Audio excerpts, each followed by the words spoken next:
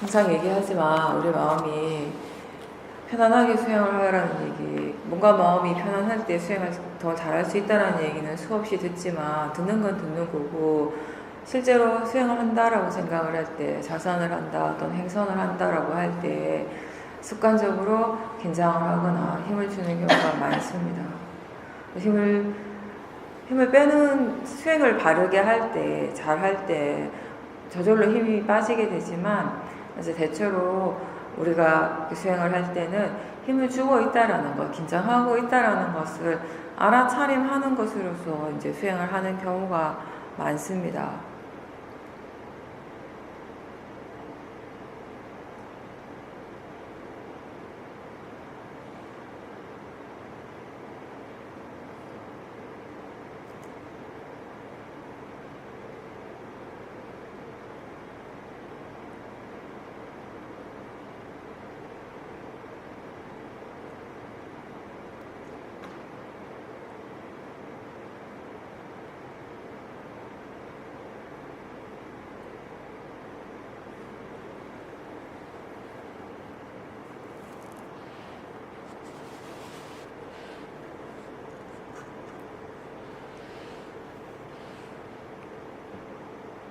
소리 듣고 있는 것을 알아차림하고 느끼는 것을 알아차림하고 생각하는 마음을 알아차림할 때 마음이 삿대하는 마음이 이미 이러한 것들이 다 대상이고 자연적 이치임을 아는 지혜가 함께 있다면은 그냥 알아차림하시면 됩니다. 만약에 그런 바른 이해가, 바른 견해에 대한 이해가 부족하다면 스스로 자주자주 일깨워 주십시오. 일상에서 알아차림이 잘 안 된다고 느껴지면 질문을 자주 하십시오.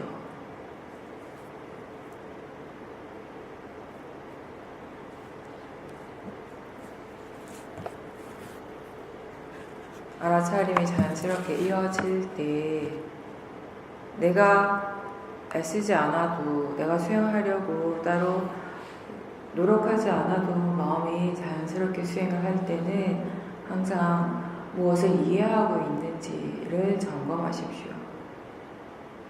마음의 성질에 대해서, 그 번뇌의 성질에 대해서, 대상의 성질에 대해서, 마음과 대상의 관계에 대해서, 몸과 마음의 관계에 대해서 이런 것들을 마음이 얼마만큼 이해하고 있는지, 그러한 이해들이 조금씩 달라지고 있는지,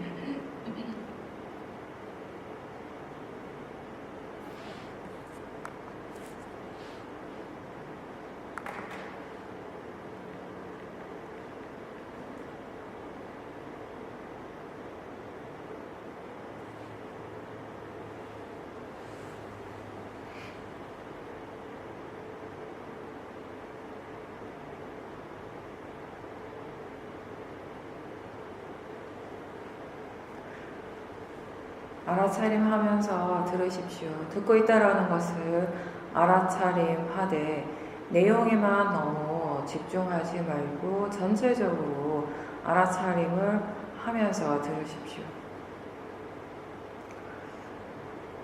부처님께서는 깨달으신 후에 약 45년간 법문을 하셨습니다. 그 법문의 내용이 방대합니다. 수많은 법문의 내용들의 핵심을 살펴본다면 결국 그 모든 내용들은 어디로 귀결되는가 하면은 고에 대해서 말씀하셨습니다. 두카. 그리고 그 두카, 고에서부터 벗어나는 길을 말씀을 하셨습니다. 깨달으시고 처음 펼친 법문의 내용이 바로 초전 법륜경에 담겨 있는데 이거는 사성제와 팔정도에 관한 것입니다. 고라고 하는 것, 두카란 무엇이고 그런 두카의 원인이 무엇인가, 그리고 이 고의 소멸, 두카가 완전히 소멸된 상태란 어떤 것이고 어떻게 하면 우리는 이러한 고통에서부터 벗어날 수 있는가, 이것이 바로 사성제입니다. 사실 부처님께서 출가하신 근본적인 이유도 당신이 외부적으로 물질적으로는 많은 것을 갖추었지만 마음으로 만족하지 못하고 항상 고통스러움이 있었고 그 고통스러움을 스스로 해결하기 위해서 그 두카를 해결하기 위해서 출가하셨고 그 두카를 해결하시고 어떻게 하면 거기에서부터 벗어날 수 있는가에 대해서 말씀을 하시는 겁니다. 이 사성제가 고진멸도인데 이 괴로움에서 벗어나기 위해서 현실의 삶 속에서 단순히 그냥 이론적인 내용이 아니라 우리의 실질적인 그 삶 속에서 우리는 무엇을 어떻게 실천을 해야 하는가에 대한 부분이 바로 도성제, 즉 이것이 팔정도입니다. 불자에게서 바른 삶이란 팔정도를 실천하는 삶입니다. 바른 수행도 마찬가지입니다.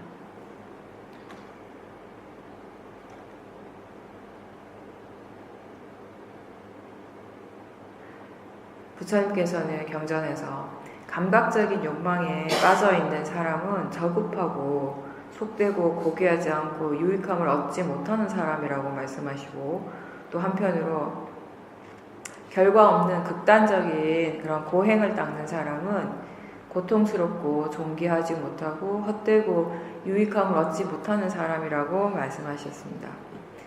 이 두 가지 극단을 모두 버리고 열반을 얻는 길을 말씀하시는데 그게 바로 중도입니다. 그리고 이 중도는 팔정도입니다.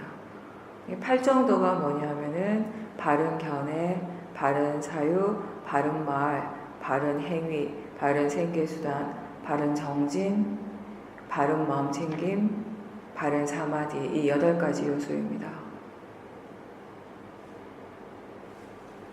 이 팔정도의 궁극적인 목적은 이것을 실천함으로써 모든 불만족과 고통에서 벗어나고 우리가 얘기하는 완벽한 지혜, 열반을 얻게 된다라는 것입니다.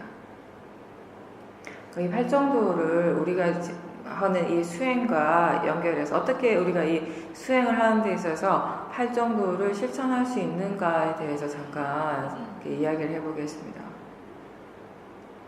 첫 번째 팔정도의 가장 우선 첫 번째가 바른 견해입니다. 수행에서 가장 넓은 의미의 바른 견해. 우리가 항상 바른 견해, 시험의 수행에서는 가장 큰 다른 수행 방법과 비교했을 때 가장 큰 특징이 다른 어떠한 것보다 견해를 굉장히 강조를 합니다. 수행하는 마음의 견해가 가장 중요하다고 합니다. 그러면서 그 바른 견해를 우리가 그 대상은 단지 대상일 뿐이고 일어나고 사라지는 것은 자연적 이치다라고 이렇게 설명을 하죠. 이제 기본적으로 이 수행에 있어서 가장 넓은 의미에서 바른 견해는 부처님 가르침에 대한 바른 이해, 올바른 이해라고 할 수 있습니다. 부처님의 가르침은 개정해라고 하는 이 삼학의 체계를 가지게 됩니다. 이 팔정도의 요소들 또한 이 개정의 삼학으로 이 3가지 묶음으로 나누어 볼 수 있는데 첫 번째, 두 번째 이 정경과 정사유는 해의 묶음에 속하게 됩니다. 수행을 할 때 바른 견해를 일깨워주지 않으면 바른 견해에 대해서 자꾸 생각해주지 않는다면은 대부분의 사람들은 자신이 무엇을 지켜보든지 간에 몸에서 일어나는 것이든 마음이든 무엇을 보든지 그것을 내 몸이고 내 마음이라고 하는 그런 믿음에서부터 벗어나기가 어렵습니다. 처음부터 바른 견해를 다 이해하는 것은 불가능하지만 수행을 하면서 스스로에게 자꾸 사티하면서 이 바른 견해를 인지시켜 주는 것, 확인해 주는 것 이런 과정에서 우리가 이 대상이나 마음을 나라고 믿고 자꾸 나하고 동일시하는 그런 잘못된 생각으로부터 조금씩 물러나게 됩니다. 견해에 대해서 우리가 우선 어떤 것이 바른 견해인가에 대해서 듣고 그런 정보들에 대해서 자주자주 생각해 주는 것은 결국 이 수행을 바른 방향으로 이끌어가는 그런 역할을 하게 됩니다. 바른 견해는 수행에 대해서 전체적인 방향을 이끌어주는 역할을 합니다. 그것을 바탕으로 수행자는 바르게 생각할 수 있게 됩니다. 견해가 바를 때 우선 생각이 달라집니다. 그리고 생각이 바르면 말과 행동이 당연히 달라집니다. 견해가 바르지 않은 상태에서 수행을 하는 것은 정말 어리석음을 더해가는 일이 됩니다. 마치 우리가 주소도 없이 깜깜한 길을 가는 것과 마찬가지라고 이야기를 합니다. 견해가 바를 때 우리는 일어나는 대상이 무엇이든지 상관없이 항상 수행을 할 수 있게 됩니다. 우리가 종종 삶 속에서 종종 스스로 문제라고 생각하는 것들, 문제가 일어났다라고 하는 것들, 괴로움 이런 것들은 사실상 대상에서 일어나는 것이 아닙니다. 대상은 단지 그것의 성질대로 일어나는 것일 뿐입니다. 생각해 보십시오. 보이는 것이 대상이고 들리는 것이 대상입니다. 생각이 대상이고 느낌이 대상입니다. 그렇다면 이렇게 보이는 것, 들리는 것, 느끼고 생각하는 것 그 자체가 무엇이 문제입니까?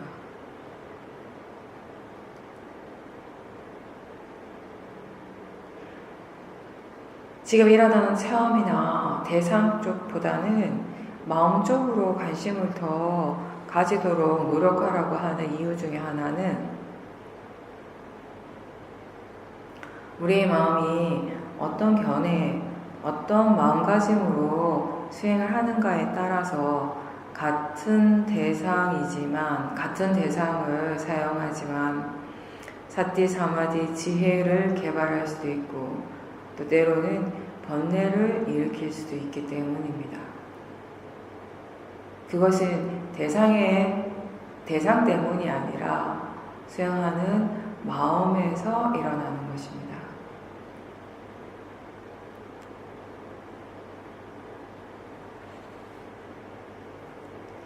경전에서 부처님께서는 이렇게 말씀하십니다.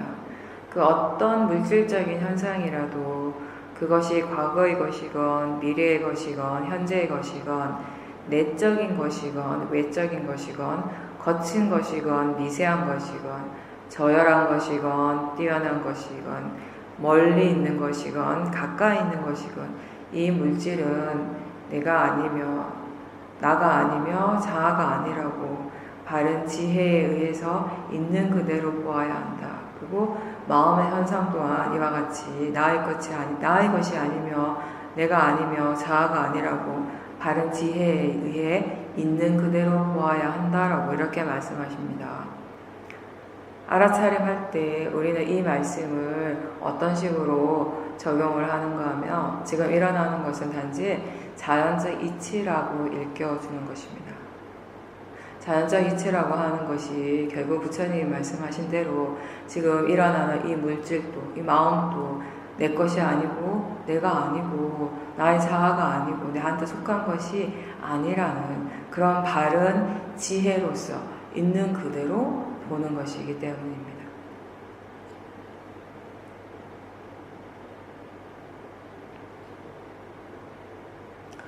수행을 할 때 이 바른 견해가 너무나 중요한 것처럼 우리가 세상을 살아가는 데 있어도 바른 견해라고 하는 것은 어떠한 것이 옳고 그른지 어떠한 것이 바르고 바르지 않는지를 구별할 수 있게 해줍니다.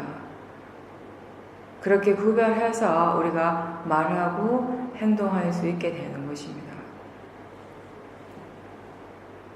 더불어서 선한 행동과 악한 행동, 바른 말과 바르지 않는 말, 이러한 것들이 다 그것대로의 그 과보가 있다라는 것, 이러한 견해가 함께 있다면은 선법의 마음을 자꾸 일으키고 선한 행동을 하고 바른 말을 하고자 하는 쪽으로 마음이 자연스럽게 일어나게 될 것입니다.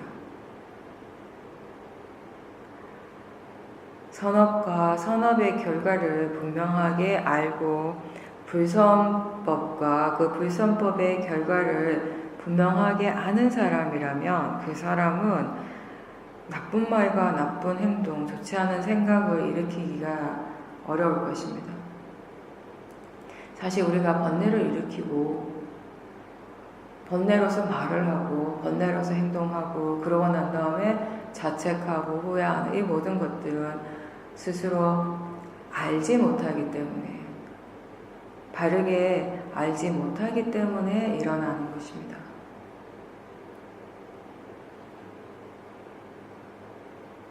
바른 견해는 수행하는 마음에 있어서도 그 수행을 바르게 이끌어가는 가장 그 밑바탕에 큰 힘이 되는 것이고, 우리가 삶을 살아가는 데 있어서도 우리가 바르게 살아갈 수 있도록 이끌어주는 근본적인 그 가르침이 된다라는 것입니다. 그리고 팔정도의 두 번째는 바른 사유입니다. 바르게 생각하는 것. 경전에서 보면 이 바른 사유에 대해서 부처님께서 세 가지 종류의 생각을 말씀하십니다. 첫 번째가 출리, 이 욕심을 내려놓는 것에 대한 사유, 그리고 두 번째가 선의에 대한 사유, 그리고 세 번째가 해치지 않음에 대한 사유입니다. 다른 존재에 대해서 해치는 행동, 좋지 않은 것을 하지 않는 것에 대한 그런 사유를 이야기를 하고, 부처님께서는 이러한 종류의 생각이 일어날 때마다 이러한 생각들은 이로운 것이고 지혜가 일어나고 지혜가 개발되는데 도움이 되고 열반을 성취하는데 도움이 된다라고 이렇게 말씀을 하십니다. 경전에서.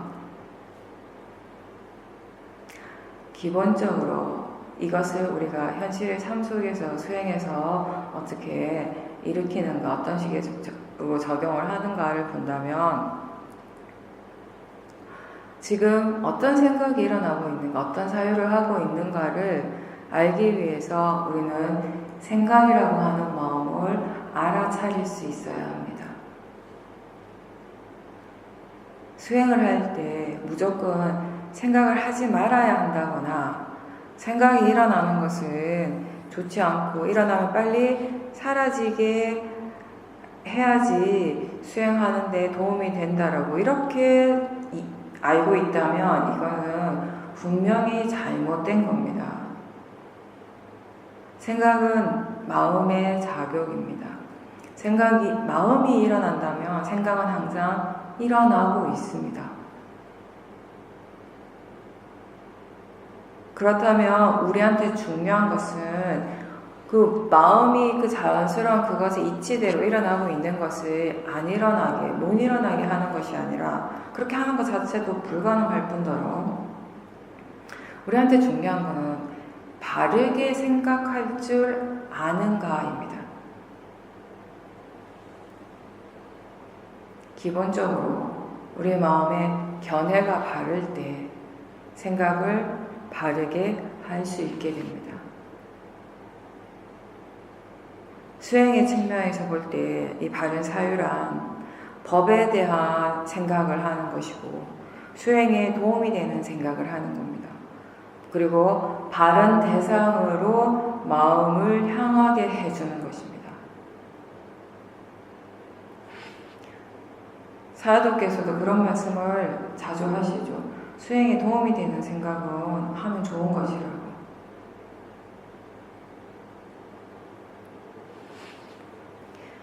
수행을 하면서 지금 견해가 바른가, 지금 수행을 어떻게 하고 있는가, 마음이 지금 어떻게 일을 하고 있는가, 이런 생각을 할 때 수행을 바르게 할 수 있게 됩니다. 생각을 하기 때문에 우리가 수행하는데 도움을 받을 때가 많습니다. 어떤 특정한 상황이나 환경에 접했을 때 만약에 마음이 지금은 정말 수행을 하기가 힘들겠다. 이건 정말 수행하기 힘든 상황이다. 이렇게 생각을 해버린다면 수행하는 것이 진짜 불가능해집니다. 때로는 너무 시끄러워서 수행을 못할 것 같고, 사람들이 너무 많아서 수행을 못할 것 같고, 번뇌가 너무 강해서 수행을 못할 것 같다고 마음이 항상 어떤 핑곗거리를 생각을 합니다. 이렇게 생각의 내용은 너무나 다양하고 어떠한 것이든 어떠한 내용이든 마음은 생각할 수 있습니다. 그게 마음입니다. 일어나는 그 자체는 자연적 이치이니까요. 그렇다면 생각이 일어나는 그 자체는 사실 문제가 되지 않는데 모아의 마음으로 일어나는 그 생각의 내용을 믿는다면 그것이 우리에게 많은 문제를 야기시키는 겁니다. 똑같은 상황이지만 이건 정말 수행하기 힘들다라고 생각했을 때 마음이 정말 수행을 할 수 없게 되는데 그 반면에 같은 상황이지만 마음이 지금 이런 상황에서 수행을 어떻게 할 수 있을까? 수행을 도대체 어떻게 해야 하는가? 라고 생각할 수 있다면 마음은 어떤 식으로든 수행을 할 수 있는 방향으로 다시 일을 하게 된다라는 것입니다. 마음이라고 하는 것은 우리가 어떤 방향으로 개발시키는가에 따라서 달라지게 되는 것입니다. 우리가 평소에 법문을 많이 듣고 인터뷰 책을 읽는 것, 이런 것의 중요한 목적은 수행을 어떻게 해야 하는가에 대해서 바르게 알기 위해서, 바른 정보를 갖기 위해서입니다. 그러면서 지금 우리에게는 그러한 정보들이 이미 충분히 많이 있습니다.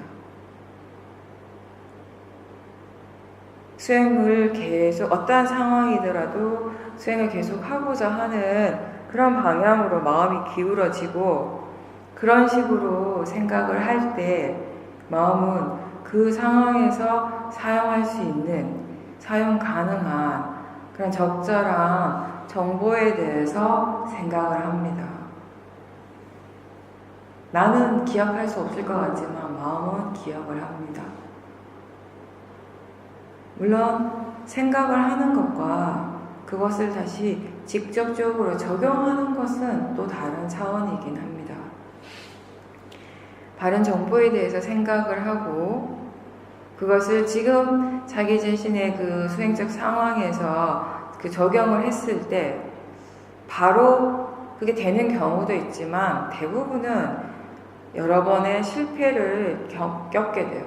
그렇게 실패하면서 조금씩 배워나가면서 이제 나중에는 바르게, 그 정보를 바르게 적용하는 법을 터득하게 되는 겁니다.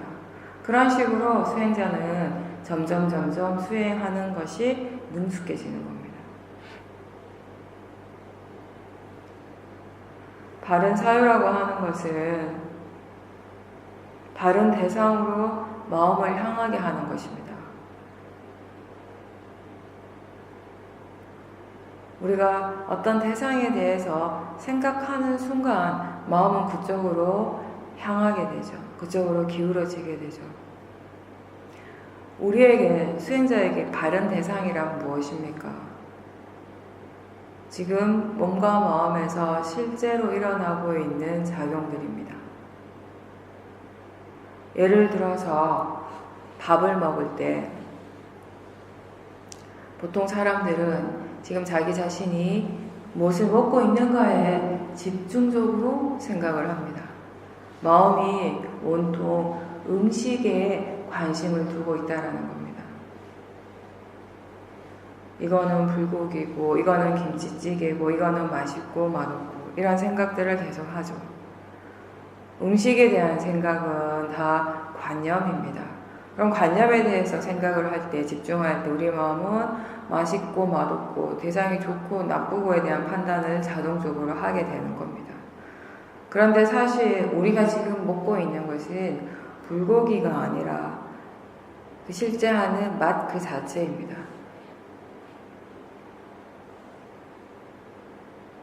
음식에 대해서 집중하는 것은 관념에 집중하는 것이고, 그렇게 했을 때, 그런 식으로 우리가 계속 먹는다면 결국 마음에서는 탐심이 계속 생겨나게 되는 겁니다.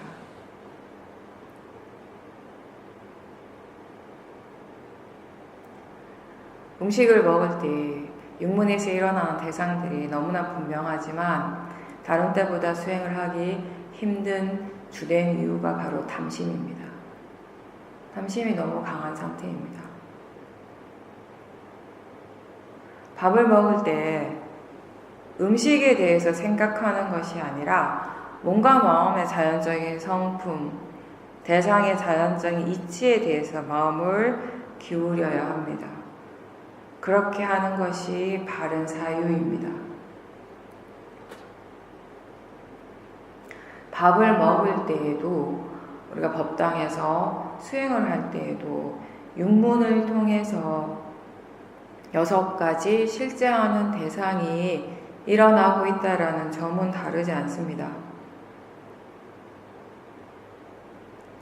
이 실제하는 법, 수행의 대상이 법당에서만 일어나는 것이 아닙니다.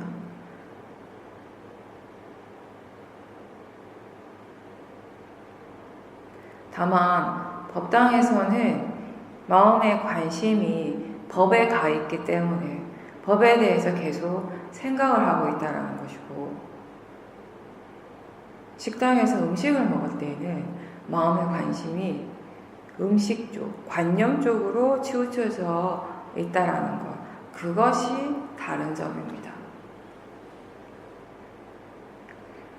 마음이 바른 대상에 대해 기울어져 있고 바른 대상에 대해서 계속 생각할 수 있다면 밥을 먹으면서도 수행을 할 수 있게 됩니다. 바른 대상에 대해서 계속 생각할 수 있다면 이야기를 하면서도 수행을 할 수 있습니다.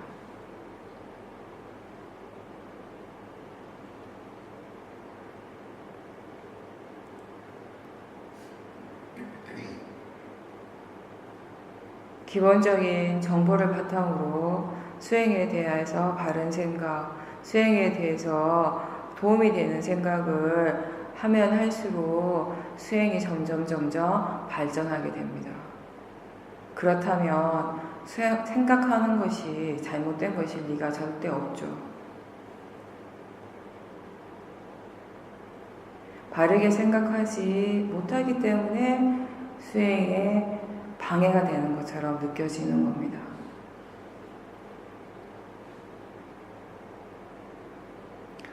들어서 아는 정보들이 많이 있는데 그 정보들을 실제 수행을 하는데 적용을 시킬 때 우선 우리는 내가 아는 그 정보들에 대해서 먼저 생각을 해야 합니다. 그리고 그런 다음에 그것을 어떻게 적용해야 될지에 대해서도 생각을 해야 합니다. 지혜가 일어나기 위해서 필요한 법에 대한 조사, 이 조사 또한 마음이 바르게 생각하는 일의 한 부분입니다. 조사라고 하는 건 사띠를 통해서 얻어진 정보, 그리고 들어서 아는 바른 정보, 이런 것들을 적절하게 사용하는 사해의 부분에 해당을 합니다. 지금 일어나는 것에 대해서 단순히 알아차림하는 데 머무르지 않고 그 일어나는 것에 대해 관심을 가지고, 그리고 몸과 마음의 그런 관계에 대해서 관심을 가지고 어떻게 해서 이러한 작용들이 일어나고 있는지 궁금해하는 데서부터 조사가 시작됩니다.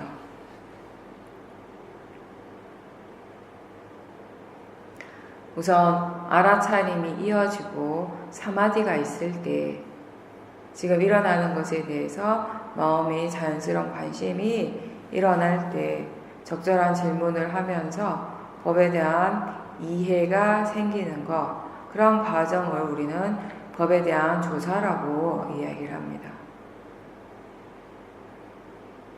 알아차림에만 중점을 두던 수행이 이제 이 알아차림 자체가 자연스럽게 이어지면서 그 수행의 방향이 지혜를 일으키는 쪽, 지혜를 발전시키는 쪽으로 가게 되는 것입니다.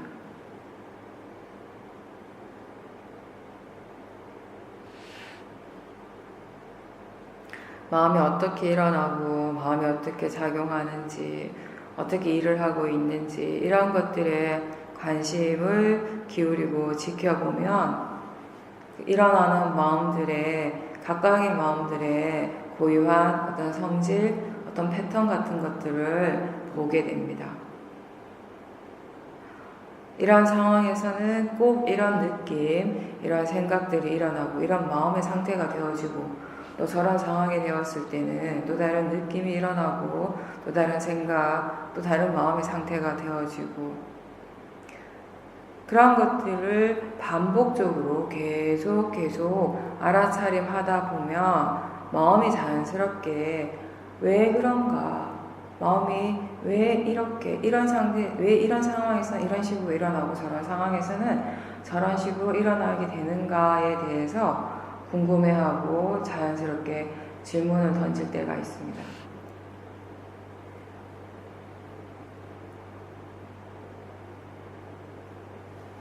그렇게 마음이 저절로 궁금해하고 흥미를 가지면서 왜 그럴까라고 그렇게 질문을 한다면 이미 자연스럽게 조사를 하고 있다라는 것입니다.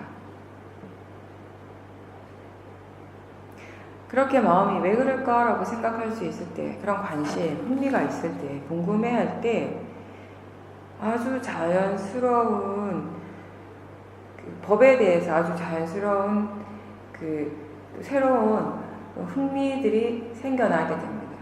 수행하는 것이 좀 더 재미가 있어진다는 거죠.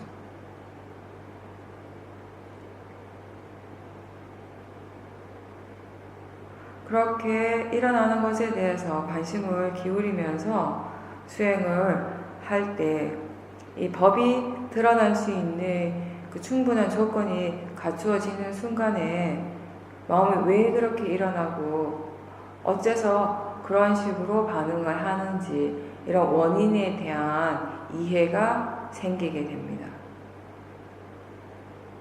이때 중요한 것은 왜 그렇지? 라고 하는 생각을 계속 하는 것이 아니고, 그냥 그런 생각은 한두 번 일어나고 그 다음에는 계속 몸과 마음의 실제하는 대상에 대해서 삿디를 두는 일을 계속 해야 되는 것입니다.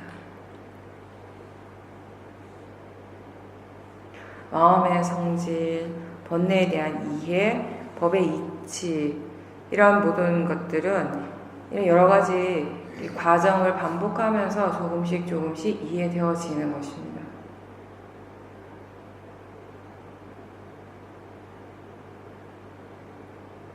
알아차린다라고 하는 것은 기본적으로 그 알아차림을 통해서 우리는 자기 자신에 대해서 많은 정보를 가지게 되는 겁니다.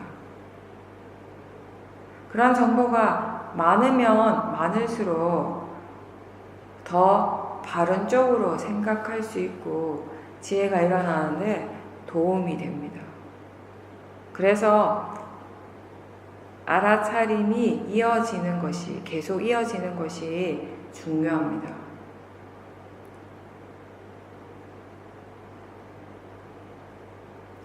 일상에서 일을 할 때, 생활할 때, 평소에 자신이 번뇌가 많이 일어나는 어떤 특정한 일이 있다면, 그런 대상이 있다면 늘 하듯이 습관적으로 번뇌로서 계속 반복하지 말고 잠깐 떨어져서 보고 지금 어떻게 해야 하는가라고 한번 생각을 해보십시오. 마음이 지금 수행을 하고 있는가, 수행을 어떻게 해야 하는가라는 생각을 한번 해보십시오. 그리고 이미 거기에서 일어나고 있는 번뇌를 지켜보도록 노력해 보십시오. 어떤 일이나 대상에 대해서 마음이 계속 반복적으로 번뇌를 일으키게 된다면 그 번뇌의 에너지는 점점 더 강해집니다. 이제 수행을 하면서 지켜보면서 일단 그 지켜보는 것을 통해서 그 번뇌 에너지가 조금 약해지도록 기다려 보십시오.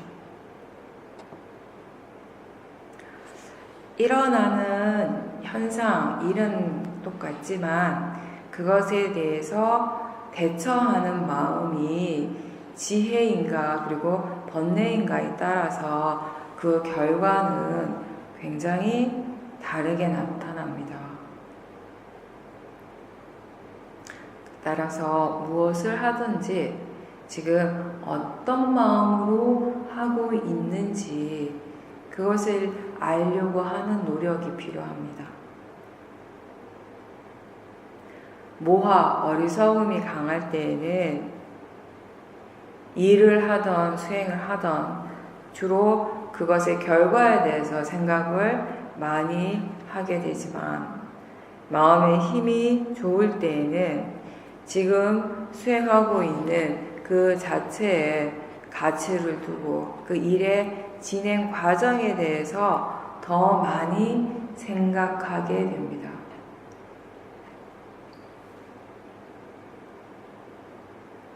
바른 견해가 있을 때 생각이 달라지고 바르게 생각할 수 있을 때 탐진치가 약해집니다.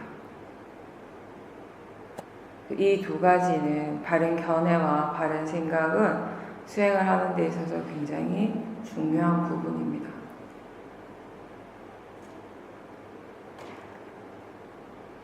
그리고 팔정도의 세 번째는 바른 말입니다. 정어. 개에서 보면 우리가 항상 같이 함께 이렇게 하는 옥에서 보면 말에 대한 개가 있습니다. 말에 대한 개는 바로 거짓말을 하지 않는 것이고 그리고 그 거친 말, 욕설을 하지 않는 것이고 다른 사람들의 사이를 이간질시키는 말을 하지 않는 것이고 아첨하는 말을 하지 않는 것이고 쓸데없는 잡담을 하지 않는 것입니다. 수행자에게 바른 말의 가장 기본은 바로 말을 할 때 알아차려야 한다라는 것입니다. 부처님께서는 제자들에게 담마에 대한 말이 아니면 거룩한 침묵을 지키라고 말씀하셨습니다. 담마에 대한 말이란 삿지를 두고 말하는 것 또한 포함이 됩니다. 우리는 지금 여기에서 법에 대한 이야기를 많이 합니다. 법에 대해서 이야기를 할 때 말을 많이 하지만 오히려 수행하는데 도움이 될 때가 많습니다. 부처님께서도 적절한 때에 담마에 대한 토론을 하는 것이 반드시 필요하다고 말씀하셨습니다. 그리고 말을 할 때도 알아차리라고 말씀하셨습니다.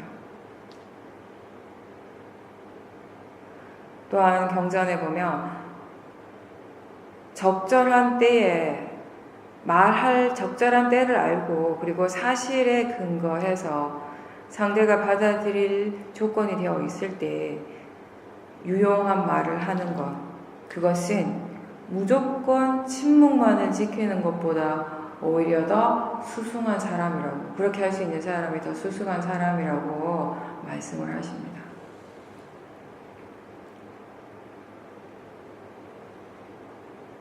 그렇게 하기 위해서 우리는 우선 바르게 말을 하는 법을 배워야 합니다. 수행은 바르게 말하는 법을 배우는 일입니다.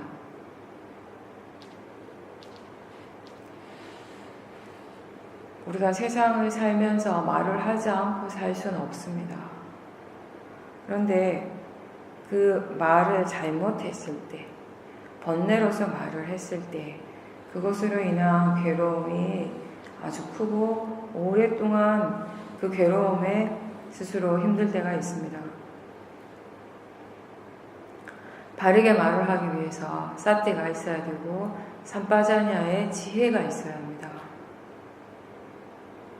지금 이 말이 필요한지 필요하지 않는지, 이익이 있는지 없는지, 적절한지 적합한지 적합하지 않는지를 아는 지혜가 필요하다는 것입니다. 알아차림과 지혜가 없으면 대부분 탐심으로 말을 하게 되고 진심으로서 말을 하게 됩니다.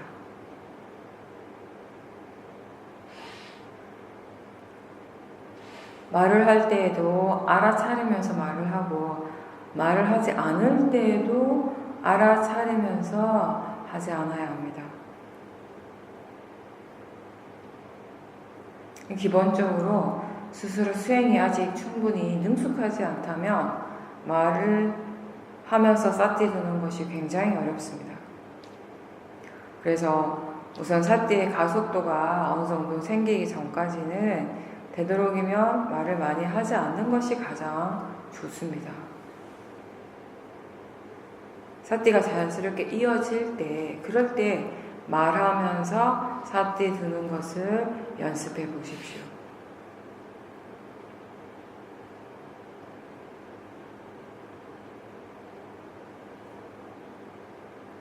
수행이 능숙하지 못할 때는 말을 하면 마음의 고요함이 쉽게 깨지게 됩니다.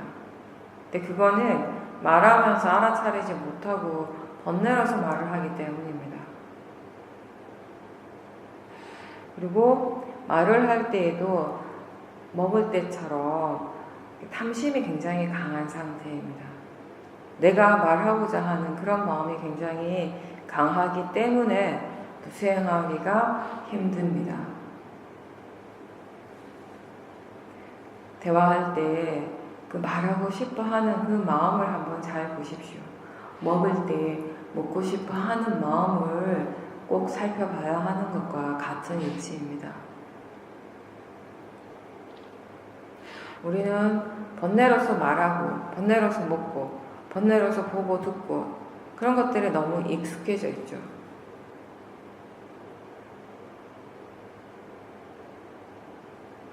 말하고자 하는 마음을 계속 지켜볼 때, 삼빠자냐의 지혜가 일어날 때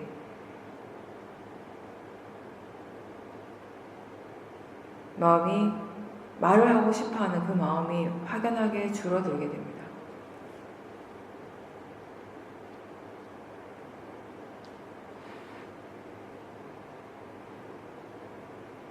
그리고 상대에게 도움이 되는 말이라 하더라도 상대방이 그 말을 받아들일 준비가 되어 있을 때 하도록 하십시오.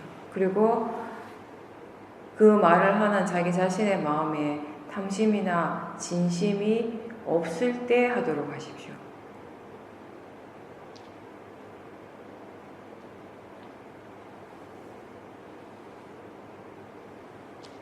말을 할 때 처음에 삿대를 할 때는 하나의 대상을 좀 더 집중적으로 알아차림하면서 시작을 할 수 있습니다. 그렇게 시작해서 점점점 삿대할 수 있는 대상들을 조금씩 더 늘려가는 것입니다. 말하고 있다는 것을 알아도 되고 말하고 싶어하는 의도를 알아차림해도 되고 입이 움직일 때 그런 느낌을 알아차림해도 됩니다. 그리고 듣고 있다는 것을 알아차림하셔도 됩니다. 대화하면서 일어나는 마음의 느낌을 알아차림해도 됩니다. 생각을 알아차림할 수도 있습니다. 무엇이든지 적어도 하나는 꼭 알아차림하면서 말하는 것을 많이 연습해야 합니다.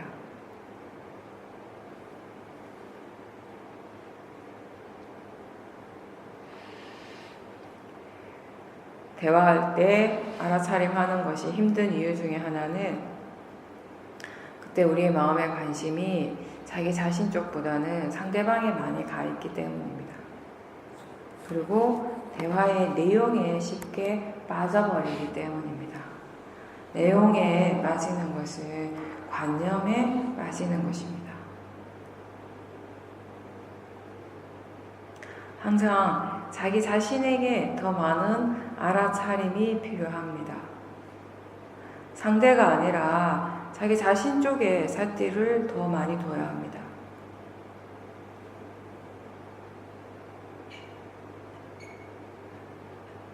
법당에서 수행을 할 때에도, 식당에서 밥을 먹을 때에도, 누군가와 대화를 할 때에도 우리에게 실제 하는 대상은 항상 6가지입니다. 수행의 대상은 항상 같습니다.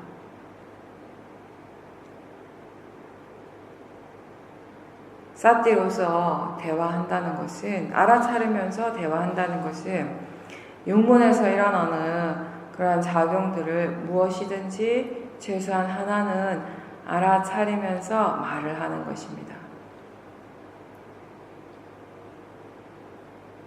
대상을 알면서 말하고 있는 것을 알면서 말을 하십시오. 그리고 지금 어떤 마음으로 말을 하고 있는가를 알 수 있다면, 그렇게 할 수 있다면 대화를 오래 해도 마음이 들뜨지 않습니다. 그렇게 되기 위해서, 그렇게 수행할 수 있기 위해서 연습을 정말 많이 해야 합니다.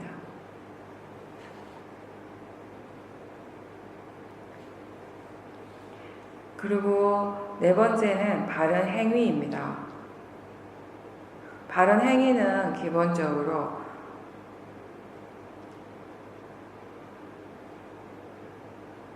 계에 어긋남이 없는 행위다라고 일단 정의 내릴 수 있습니다. 계를 지키는 행위. 그게 뭐냐면 살아있는 생명을 죽이지 않는 것이고, 주지 않는 물건을 갖지 않는 것이고, 잣된 음행을 하지 않는 것입니다.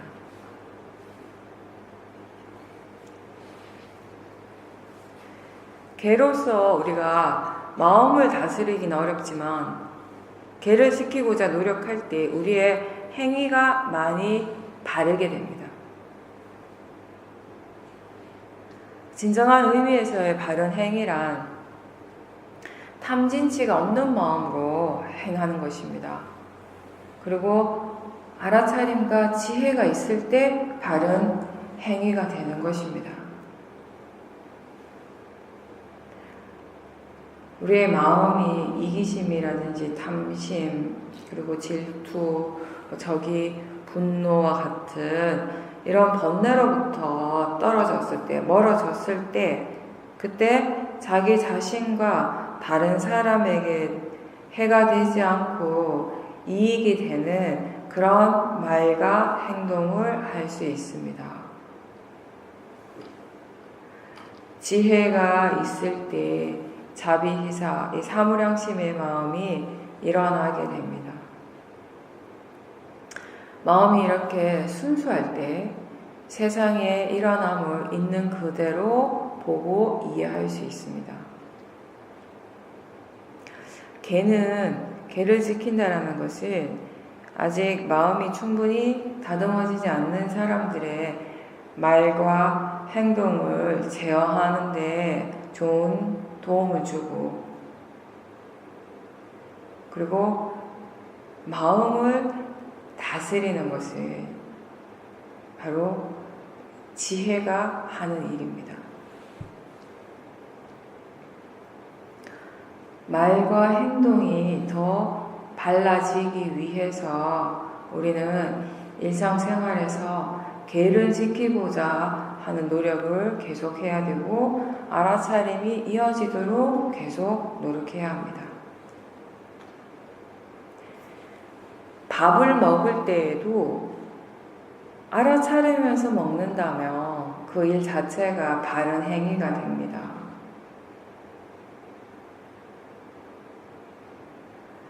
강하게 일어나는 그 탐심을 대상으로 알아차리고 탐심이 없이 먹을 때 바르게 된다라는 것입니다. 일을 할 때 몸의 움직임뿐만 아니라 마음이 지금 어떻게 일어나고 있는지, 어떻게 일하고 있는지를 알아차린다면 바른 행위라고 할 수 있습니다. 보시를 할 때 그 행위 자체는 누가 보더라도 다 바른 행위입니다. 하지만 그 사람이 자기 자신의 이익을 추구하는 마음으로 탐심의 경우 탐심의 마음으로 그렇게 할 수도 있습니다. 같은 행위라 하더라도 어떤 마음으로 하는가가 다 다를 수 있습니다. 그리고 그 마음의 질이 다르면 그것의 결과 또한 다릅니다.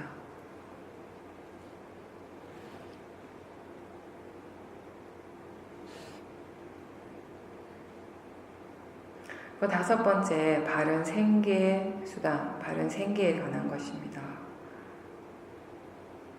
이거는 이 경전의 내용으로 본다면 재물이라고 하는 것은 반드시 합법적으로 획득되어야 하고 평화적으로 벌어야 하고 강제나 폭력을 써서는 안 된다는 것입니다.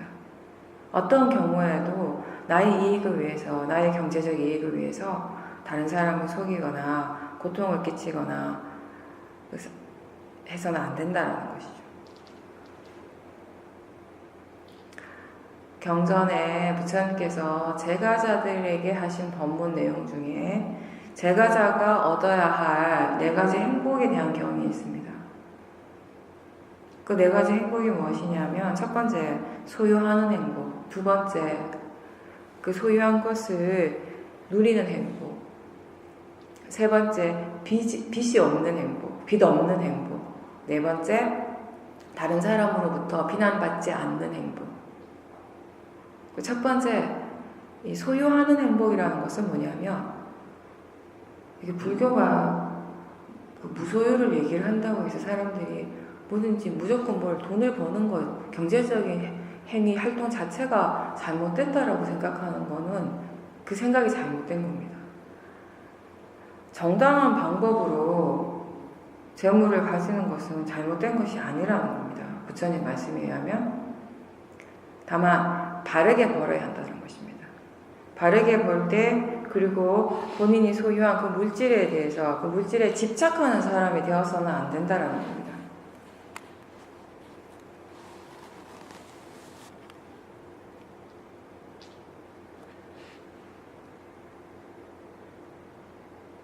가진 것이 별로 없다고 해서 없기 때문에 마음이 저절로 청정해지고 많이 소유했기 때문에 집착이 더 많아지는 것은 아닙니다.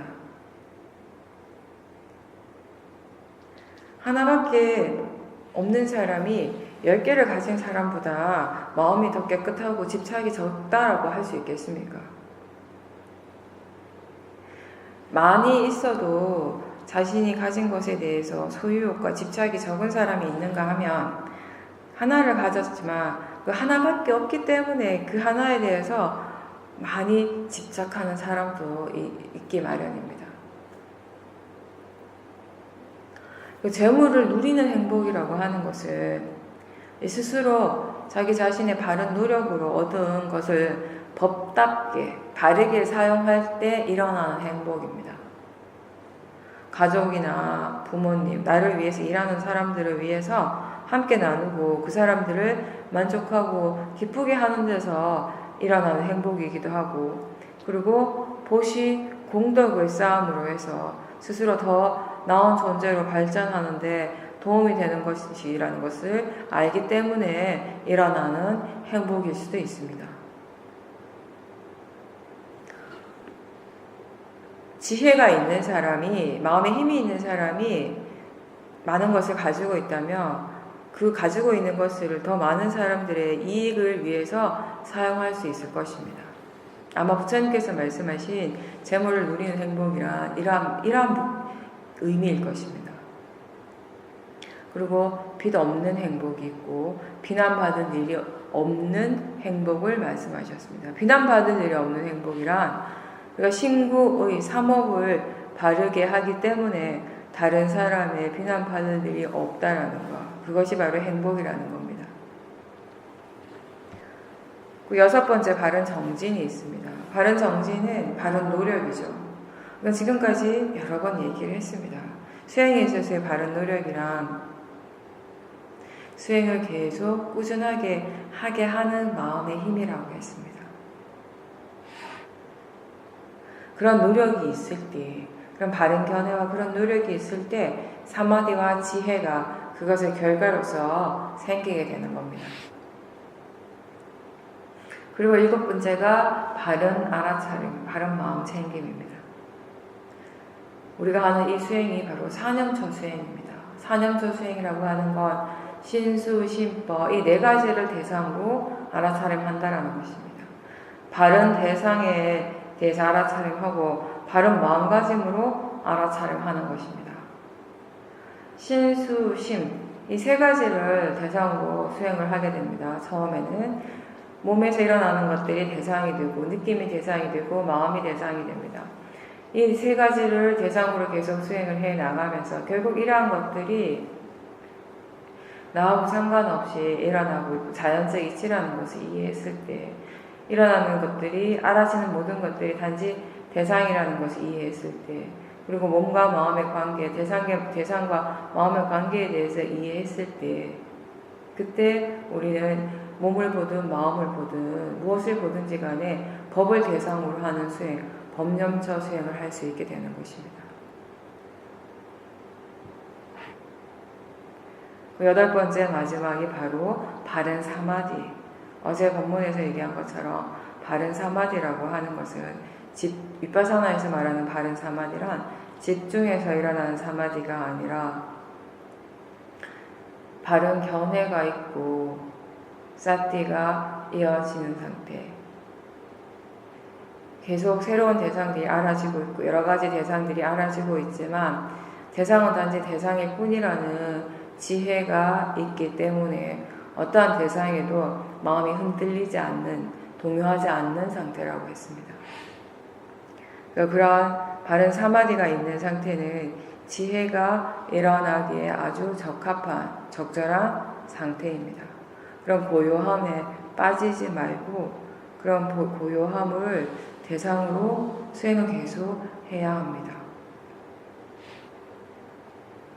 어떤 특정한 그런 마음의 상태나 체험에 대해서 너무 좋아하고 거기에 크게 만족을 하는 것은 수행자의 마음의 질을 오히려 퇴보시키는 것입니다. 지혜가 일어나는 순간 와 내가 잘했다, 내가 수행을 잘하는구나 라고 생각을 하게 되면 마음이 들뜨게 됩니다. 사마디가 갖추어진 다음에도 여전히 꾸준하게 수행하는 힘이 필요합니다. 그리고 그렇게 할 때 지혜가 점점 더 그 깊이를 더해가게 되는 것입니다.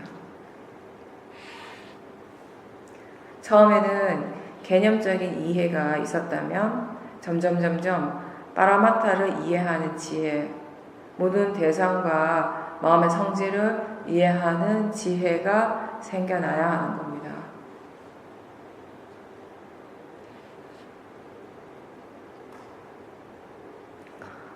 부처님 말씀은 이 고통에서 해방되어지는 것, 고통에서부터 자유로워지는 것은 바로 지혜로서 가능하다고 하셨습니다.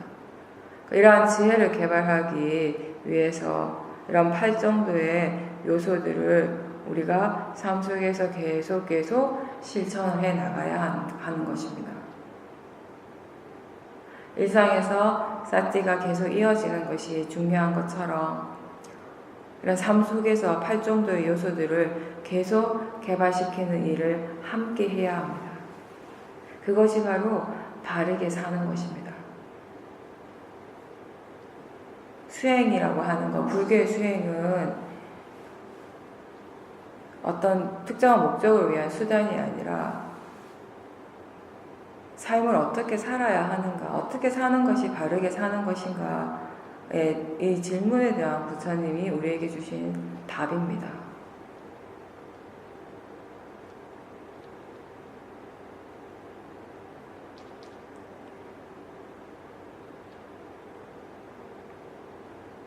삶 속에서 팔정도가 실천되어지고 있다면 우리는 바르게 살고 있는 것입니다.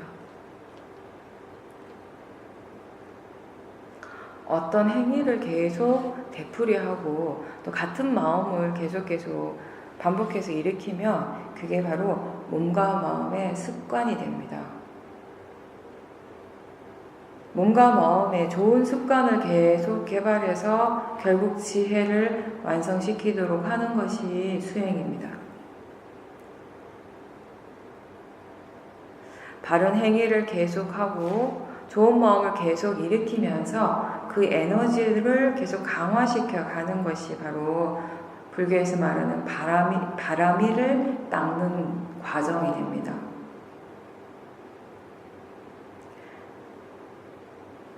각자의 삶 속에서 팔정도의 요소들을 계속 개발하는 것이 바로 바르게 수행하는 것이고 바르게 사는 것이며 이 고통으로부터 벗어나게 되는 길이라는 것을 기억하고 항상 스스로 반조하면서 자신이 그렇게 실천하는 삶을 살고 있는지 계속 확인해 보십시오.